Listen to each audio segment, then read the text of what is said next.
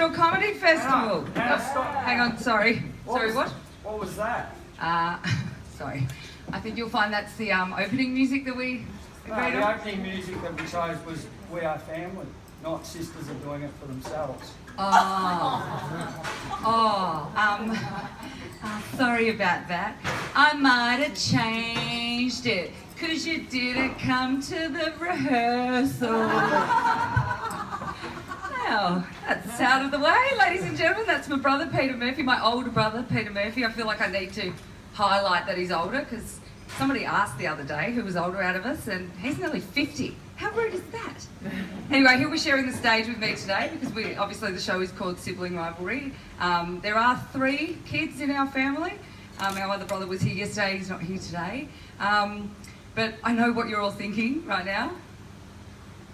Geez, their parents must be proud. Look at their aging ragings putting on a little comedy festival show in their mid to late 40s for free. Yeah, quite honestly, I think that Mum and Dad would be less embarrassed right now if one of us had got arrested and put in prison. That story would have to be easier to tell to their mates rather than the fact that only one of us is married and only 2 of us are straight. They're here today, actually. And I need to highlight too, if I suddenly burst into flames up here, it's because Mum's got a direct line to God. So I'm going to keep on my best behaviour. But anyway, who here's got siblings? Yay! It's shit, isn't it? Yes. I feel like it is physically impossible to emerge unscathed from growing up with siblings. Like, he's the reason, Peter is the reason why I'm a Collingwood supporter. At the age of 6, he held me down and threatened to punch me in the face if I didn't go for Collingwood. That shit's damaging. Not the violence, the Collingwood thing. Like, does anyone know how hard it is being a Collingwood supporter and a chick with all their own teeth? There's a Collingwood supporter in here somewhere. Anyway, growing up with siblings, like being the youngest, you just had the constant taunting and the imaginative name calling, like fat, fatty, fat attack, move out the way, I'm trying to get some sun, you're blocking the sun, fat, walrus, that was imaginative. And I don't know about anyone here, was anybody a 70s child? Yes. So how were the holidays that we went on in cars to Queensland for 2 days? So 5 people squashed into a Commodore for 2 days. So you're sitting, I'm in the back. Peter was always the one in the middle because he was the oldest. And so I'm sitting there and you're just half a day in or whatever, and the boys get bored. And so the 2 boys just sit there and they just start singing a song. They're like, da, da, da. Da, da, da, da, da, da, to the point they're like, Anna, get involved. Da, da, da, da, da, da. So we're all singing. Da, da, da, da, da, da, da, da. Mum and Dad got in too. Da, da, da, da, da, da, da, da. Then the boys decided to tell us what they've been singing. Da, da, da, da, da, da. Anna is a big fat pie. That's my mum laughing. I've been singing my own fat song for half an hour, and Mum and Dad have been singing along too. I try to get attention being the youngest with 3 kids of Mum, who's a nurse and God's right-hand woman, because she was always off helping people. So that was a bit hard. But anyway, it's left me. I'm totally, as I said, it's left me scarred, and now I'm in my 40s, and I'm really challenged with it. I've got issues.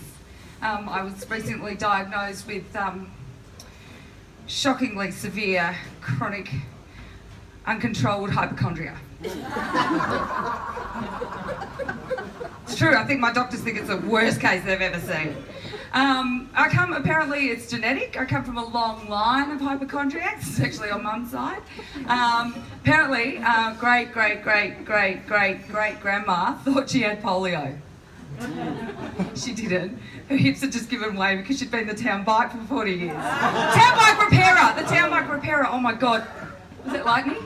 I think I'm going to burn to death. But anyway, I have actually suffered from hypochondria for most of my adult life, I'm not going to lie. But I feel like it's the jobs that I've had over my last 20 years or so that have really helped the hypochondria along. Like, I worked in hospitality. I worked at hospitality in hospitals. I worked in Flight Centre. Actually, no, I didn't have hypochondria at Flight Centre. At Flight Centre, I just wanted to kill myself. But where it really kicked in was when Mum actually got me a job at palliative care in a palliative care home. Does anyone know what palliative care is? For those of you who don't, that's where people go to die. So that for a hypochondriac's like a wet dream, isn't it? That was bloody death every day.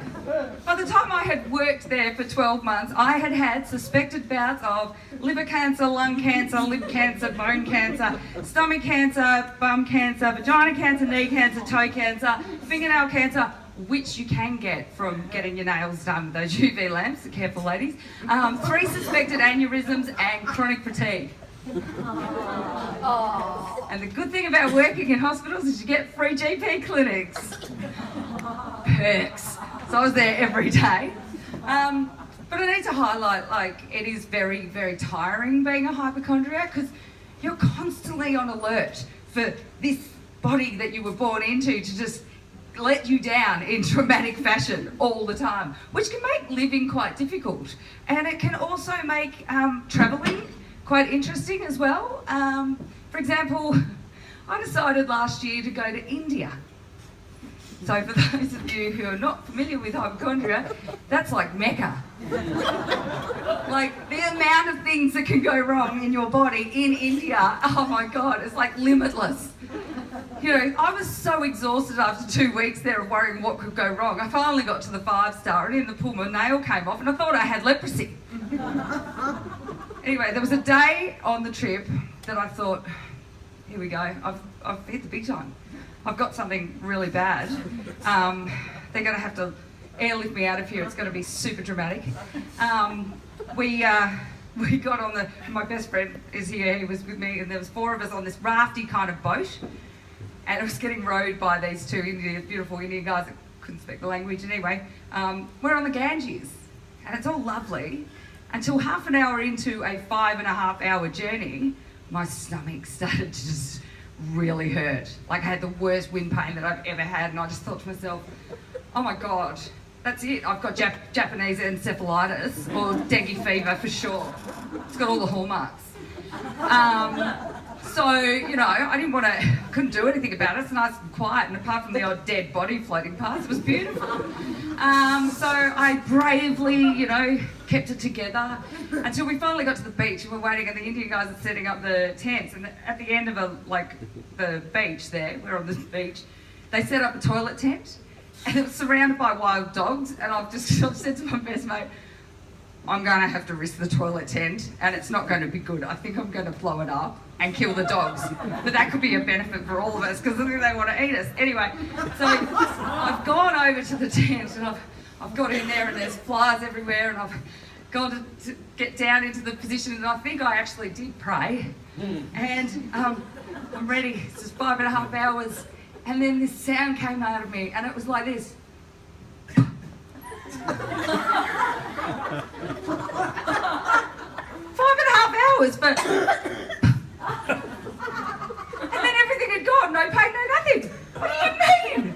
That's the most disappointing thing ever. India was so disappointing for a hypochondriac. I didn't even stub my toe. What for Gangnam Style? Gangnam Style. What is that? You asked for Indian music. Oh my God. I asked for Indian music. That's Korean. Oh, come on, dum-dum. Peter Murphy, ladies and gentlemen.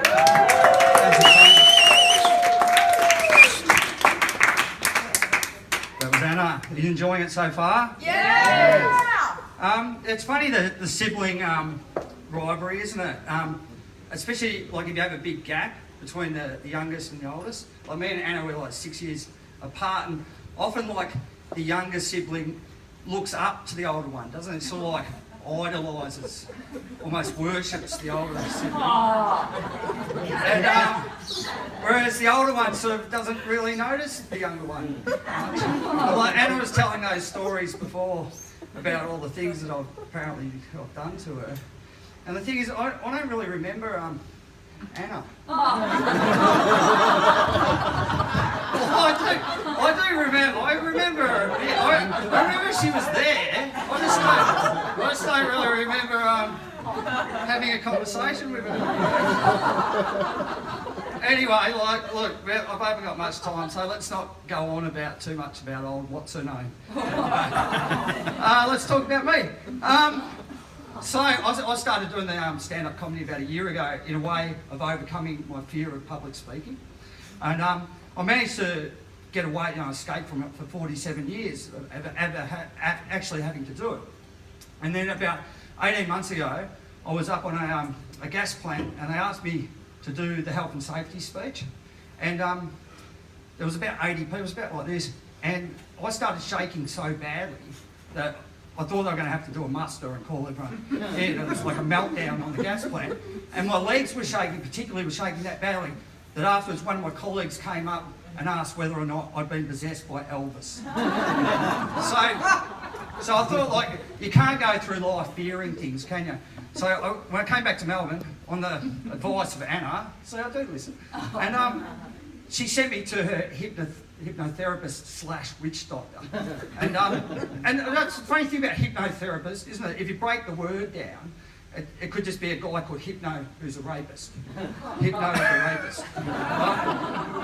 So anyway, I went and saw this guy, and he put some stuff into my head, to work on it.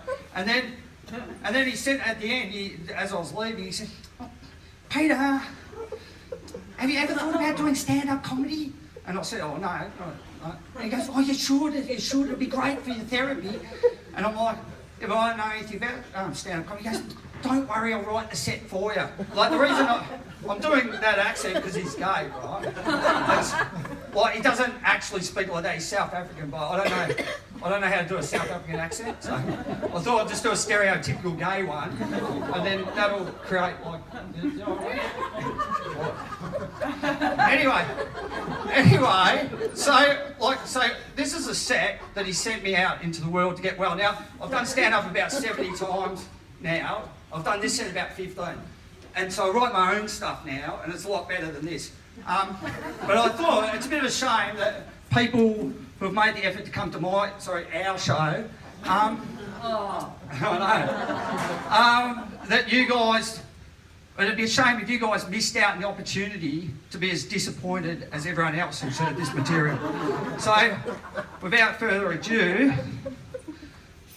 Anna, where's the mic stand? Payback's a bitch. My name's Anna. You've stolen the mic stand. Yes, I did. How old are you? 4? Yeah. All right, I can get around that. Can I have a volunteer? What about you, young man that I've never met before? Can you be a lectern? Right.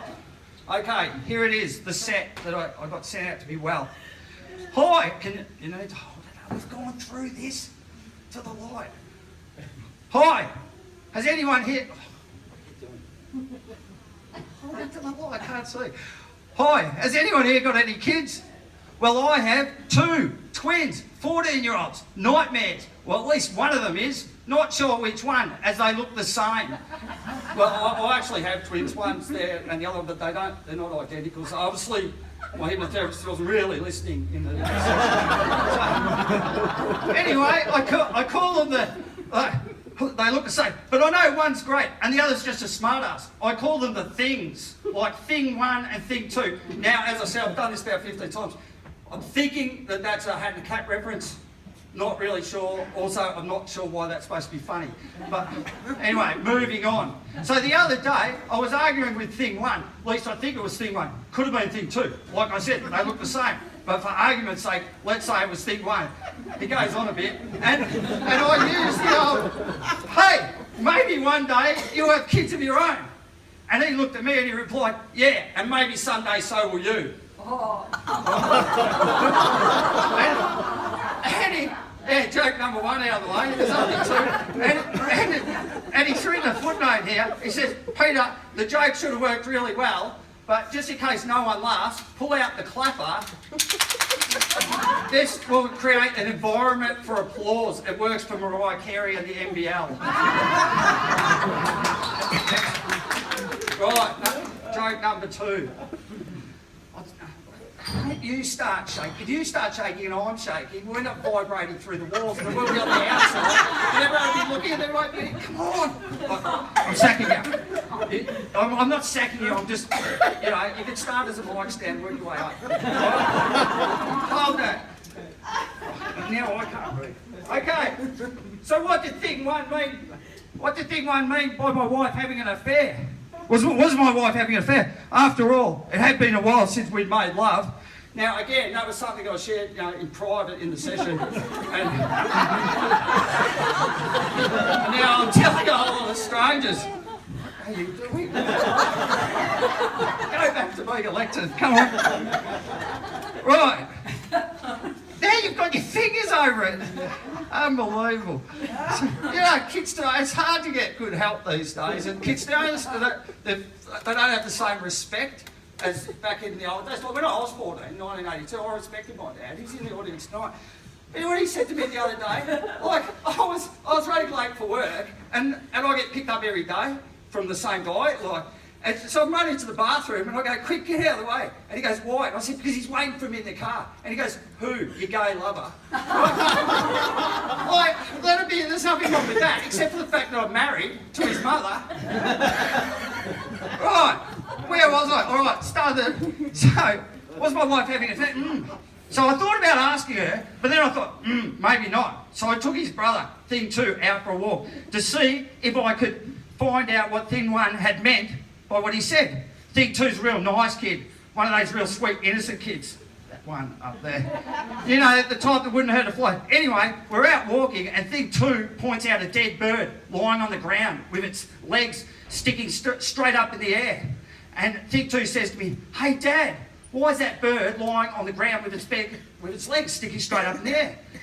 And I looked at the cute little guy and I said to him, hey, that's because that's a sign for God to come and take him away. And thing 2 said, turn the page. That's a sign for God to come and take him away. And thing 2 looked at me with a tear in his eye and he said, oh my God, Dad, the other day we nearly lost Mum. Well, you can imagine my reaction. I'm like, what do you mean, thing 2? And he replied, yeah, the other day I was walking past her room and she was lying on the bed with her feet in the air yelling, God, I'm coming. and if it wasn't for the guy from Foxtel holding her down, we would have lost her for sure.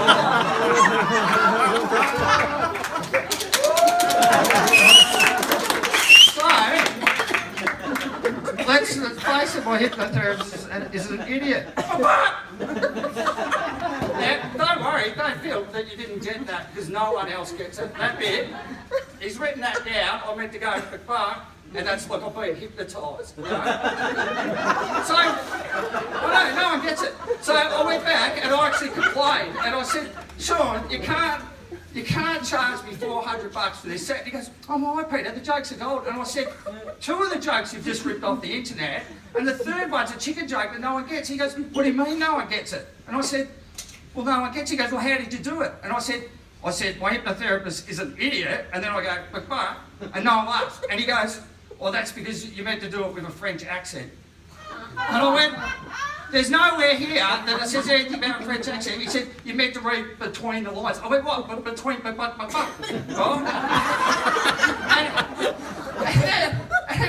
And apparently, in France, like, chickens, they don't go, they don't go cock-a-doodle-doo. They go cock-a-rico, and that's supposed to be hilarious. I don't know where to go from here. That's okay, so you can take a seat down. Peter Murphy. Hello, ladies and gentlemen, once again, I'd just like to point out that the exits are down there and the toilets are there. I could have done that at the start of the show, but it would have wrecked my set. Anyway, don't we all love flight attendants or cabin crew? I know that I do. I used to be one. I flew for Virgin Blue for about 5.5 years back in the day. I was a cabin supervisor. And I know what you're thinking. You get less for manslaughter these days. But I don't really speak like this, as you know, because of the first part of the set, but this is how everyone spoke of Virgin Blue when I was there. Kind of like they all had a giant pole rammed right up their bum. So I thought I might do that for time to time during the rest of the set, just so that you kind people can hear just how annoying that was. Anyway, we had a couple of sayings while I was at Virgin Blue. One of them was, touch up before you touch down, ladies. Now, that wasn't a Donald Trump kind of touch, you know, grab on the pussy kind of thing. That was just a put your lipstick back on. Another one was eyes and teeth. Eyes and teeth. That was not code for giving the pilots gobbies in the flight deck either, I've just got to let you know. That was actually about just keeping your eyes on the passengers and smile. And another one which I won't go into because my parents are here, but we used to say, see you next time. You can work it out, it's an acronym. Anyway, so recently I went on holidays to Malaysia with my partner and we flew Malaysian Airlines. And I know what you're thinking. Adventure thrill seekers. Will they make it? Actually, it was pretty touch and go, judging by looking at the crew. Certainly by looking at the food that they gave us on board, the company had lost faith. It was kind of like we weren't really supposed to get to a food and beverage service. Like, look, I get it. I know that company resources may have had to be redistributed at Malaysian since they started losing planes, but I was pretty annoyed. I just thought, is that it? Is that the last thing I'm ever going to eat? Plus dry placenta and gravy. Ugh, it's disgusting. Anyway, I shouldn't be too mean about the airlines because it is, you know, there's been a lot of focus on them recently, and there's been a few that because I was worked for the airlines, I'm fascinated by. There was a recent Flight 521 in Emirates, Dubai. It crash landed and that crew managed to evacuate a burning aircraft, 300 people, nearly unscathed. And that's amazing. And I just looked at that at the time and I just thought, wow. It's lucky that didn't happen back in my day. We would have still been too drunk. Seriously, most of the crew would have been asleep down the back in the jump seats, and the rest of them at Virgin Blue at the time would have been busy doing their Virgin Flair, making fascinators out of paper cups. Ooh, what's that? Oh, is that fire on the wing? Quick, grab some marshmallows. Like, seriously, some of the crew I worked with at the time made me really question, like, some of them had trouble opening a Pringles packet. I was always wondering how they were going to get people off a burning aircraft. And although I did fly with some amazing people, really amazing people and they're friends for life, some of them just made me want to open the door at 40,000 feet and take us all down. And you just knew that the universe had it in for you, right? Like, you'd rock up at the beginning of the 4-day shift, a 4-day crew, and you're stuck with these people, and you just knew that you'd done something wrong. Because you'd walk into the crew room and you'd hear a couple of them, and this is how the conversation would be going. Oh my God, I love your nails. Thanks. Oh my God, what does your boyfriend do? He's a footy player. Oh my God, so is mine. Oh my God, oh my God.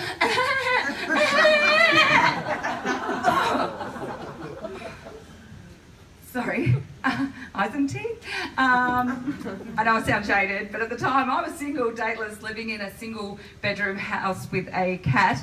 That stuff did not make me feel happy. And another conversation, this is for real. It was 3 o'clock in the morning, we're on a red eye, and this girl down the back of the flight, she's like, do you know what I do? It doesn't matter what time I get home from work. It could be 2 in the morning, but I always pull over 10 minutes before I get home to refresh my makeup, my hair, and spray on fresh perfume for my man.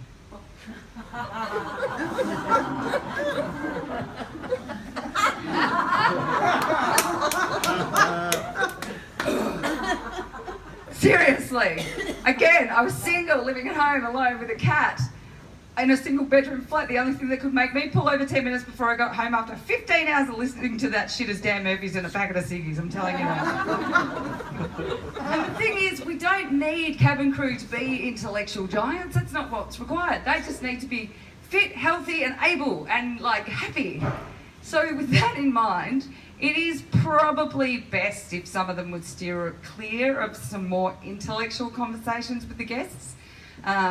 This was what I was actually overheard from the front galley one day. A very enthusiastic crew member bounced over to a businessman reading the financial review.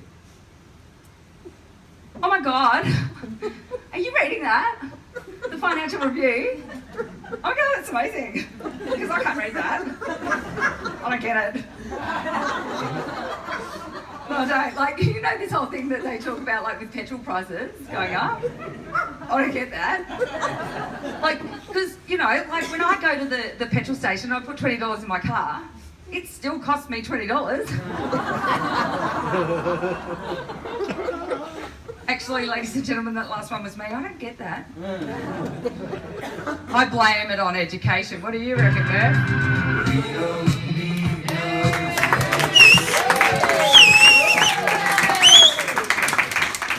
Yeah, I blame it on the education system as well, and because like in Melbourne especially, you have this sort of like two-tiered system, don't you? It's there's like private schools and public schools. There's a divide there, you know. Schools for the rich, schools for the poor, kind of thing. And I spent like 13 years living in France. But you know, a lot of you would already know that, and the ones who don't know me pick that up in my accent. Oh, right, that's what that accent is. It's French.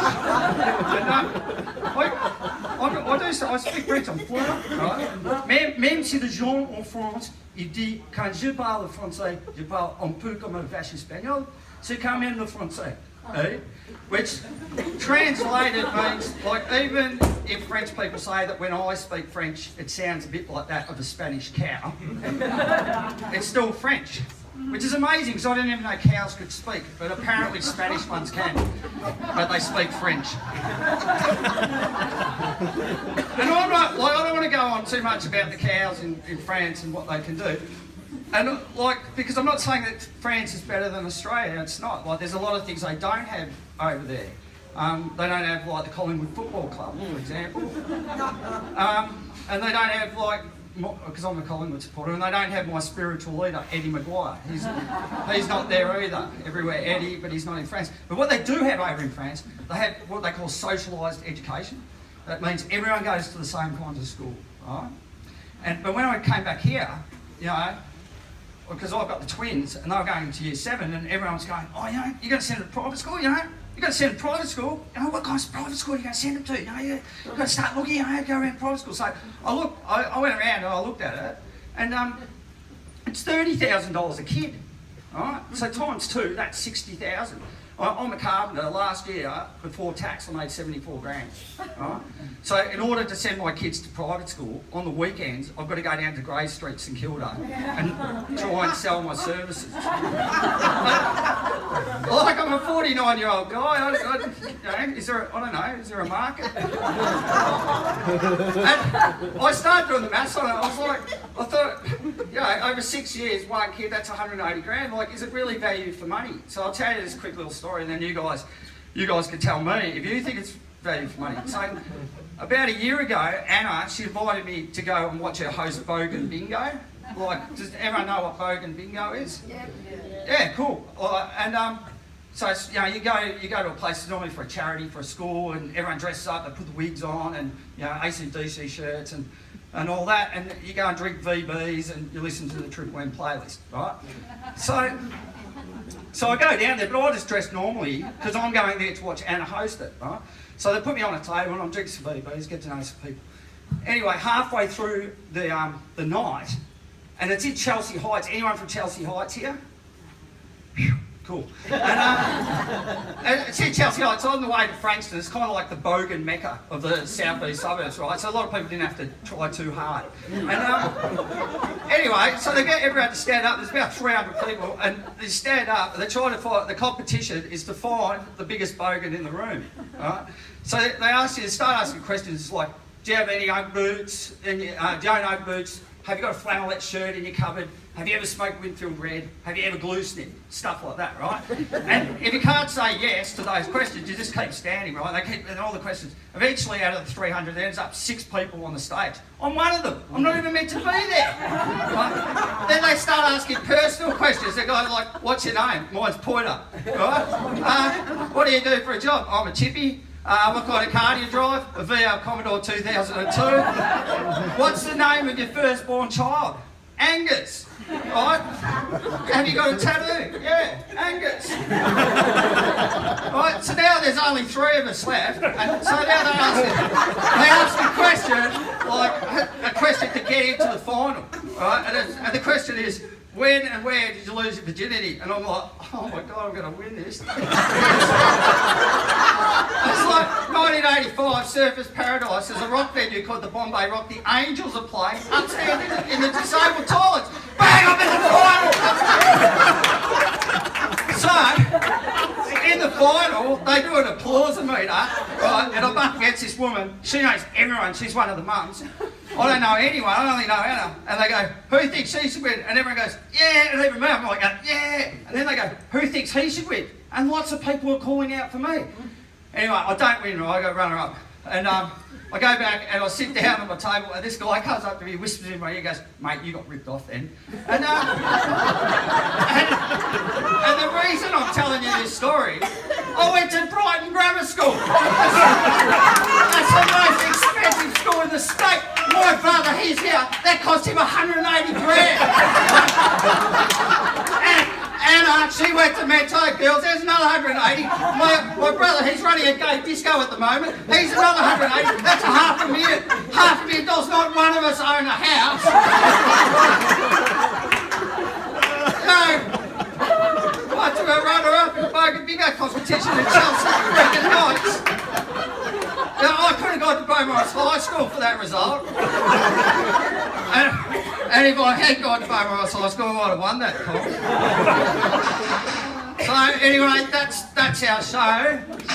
We'd just like to thank everyone for coming along. It's been unreal. You've been an unreal audience.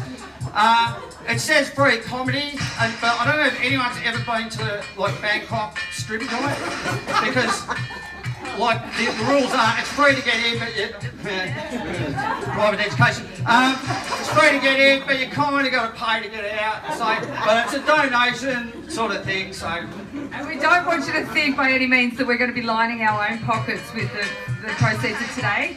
Today's a very special day. The proceeds of today's show is going to a very special charity to 2 dying people. Our parents who are dying of embarrassment right now. Thanks very much. Happy Melbourne International Comedy